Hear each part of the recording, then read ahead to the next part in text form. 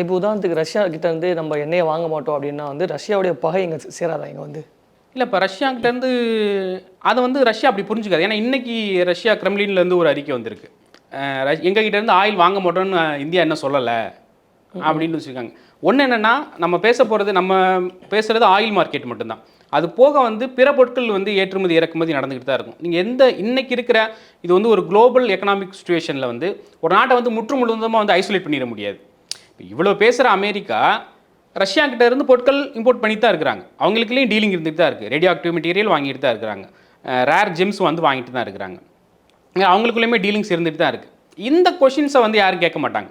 இப்போ நீ வந்து இந்தியா வந்து வாங்கக்கூடாது, இந்தியா அனுப்புகிற பணம், ஆயிலுக்கு அனுப்புகிற பணம் வந்து ரஷ்யா வந்து உக்ரைன் வாரில் யூஸ் பண்ணுறாங்க, நீங்கள் அனுப்புறதுனால தான் உக்ரைன் வந்து அங்கே கஷ்டப்படுது பாருங்கள் அப்படின்ட்டு வந்து அமெரிக்கா நம்மளை நோக்கி கை காட்டுது. சரி ராஜா, நீ ஏன் அங்கேருந்து வாங்குற? நீ வாங்கிட்டு மட்டும் பணம் தானே கொடுக்க போகிற ரஷ்யாவுக்கு? அந்த காசு வந்து அவன் துப்பாக்கி வாங்க மாட்டாங்களா? இல்லை அந்த காசில் வந்து தோட்டாக்கள் வந்து உபயோகிக்க மாட்டாங்களா? என்னென்னா அமெரிக்காவோட அது ட்ரேட்மார்க்கு வந்து ஒரு சென்டிமெண்ட்டு.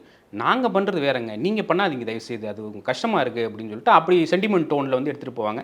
அது பேசி அந்த டீலும் படிஞ்சிருச்சுன்னு வைங்களேன். அது மாதிரி ஒரு நாட்டை ஃபுல்லாக ஐசோலேட் பண்ண முடியாது. ரஷ்யாக்கிட்ட அப்படி சப்போஸ் வந்து இது குறைஞ்சா கூட மேபி அந்த வால்யூம் குறையலாம். இப்போ நம்ம 30% 40% வாங்கிட்டு இருக்கிறது ஒரு 18-20 அந்த மாதிரி வந்து குறையும் அப்படின்னு தான் வந்து நிறைய பேர் எதிர்பார்க்குறாங்க. மேபி அது கீழே கூட குறையலாம்.